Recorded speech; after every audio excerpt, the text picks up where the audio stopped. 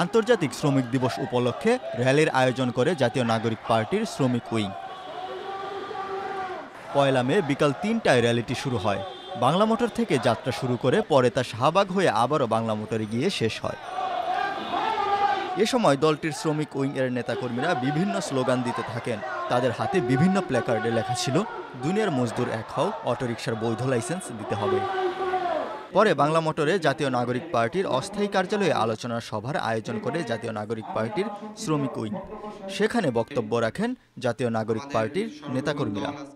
যেসব রেমিটেন্স যোদ্ধারা Dubai, Oman, Bahrain, কাতার থেকে শুরু করে মধ্যপ্রাচ্য পুরোটা শুরু করে ইউএসএ তে আমাদের যেসব পৃথিবীর যে প্রান্তে আমাদের রেমিটেন্স যোদ্ধারা রয়েছে তাদের প্রতি আমাদের সম্মান জানানোর জন্য আমরা চাই আগামী নির্বাচনে তাদের ভোটাধিকারকে স্বীকৃতি দিতে হবে।